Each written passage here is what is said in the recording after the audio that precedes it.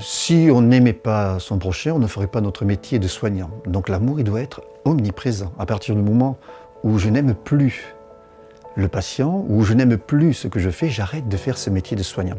Donc l'amour, c'est la pierre principale sur laquelle on base notre action. Bénéficier de la compassion, ça veut dire bénéficier de l'autre, cum, passion, et donc sortir de la solitude. On sait que la solitude, c'est la source de grands maux. Et il y a une étude très récente qui est sortie, très intéressante, qui montre que les personnes qui souffrent de solitude ou d'être mal entourées, c'est-à-dire être entourées par des personnes qui n'expriment pas de lien ni de sympathie, ni d'empathie, ni de compassion avec eux, que ce soit au travail ou ailleurs, non-reconnaissance dans les différents endroits où ils sont, ces personnes-là vraiment ont un délabrement de leur santé assez rapide, qui passe tout simplement par des modifications du système immunologique. Donc je dirais, manque de compassion, manque d'empathie, manque de sympathie, vont entraîner tout de suite une dégradation de l'état de santé qui maintenant est mesurable.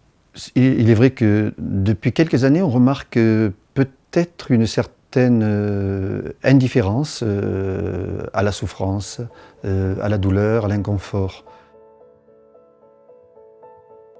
Ensuite, il y a une autre zone qu'on appelle le système limbique, dans lequel se trouve une petite glande qui a la forme d'une amande, l'amygdale, et celle-là, elle nous permet de gérer les émotions ressenties lorsqu'on découvre une personne étrangère. Une personne étrangère, elle est étrange, on ne la connaît pas, elle entraîne une certaine émotion. Cette émotion peut créer une répulsion, ou cette émotion peut créer un attrait vers la personne, ou cette émotion peut créer de l'empathie, de la sympathie, ou le contraire.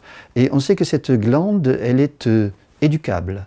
C'est-à-dire on peut pratiquer des exercices qui font qu'on facilitera la communication et l'empathie chez une personne qui serait en déficit et qui serait en face de chaque personne étrangère en retrait. L'autre qui est notre voisin peut-être, ou la personne que l'on croise tous les jours sans lui dire bonjour, bonsoir, déjà le sortir de sa solitude, on a vu que la solitude isolée rendait malade, dire un bonjour, envoyer un sourire. Je pense que le bonjour, le bonsoir, le sourire et le merci sont les bases de la rééducation à la compassion. Je pense que les mesures, elles doivent être des individus qui se regroupent et qui par leur petit noyau, vont entraîner une révolution. C'est Bergson qui a dit que dans chaque génération, il suffit d'un saint ou d'un héros pour modifier la conscience de cette génération. Donc je pense qu'il faut un saint, un héros. Il y a eu Gandhi dans un certain pays, il y a eu des personnes comme cela, quelques-unes.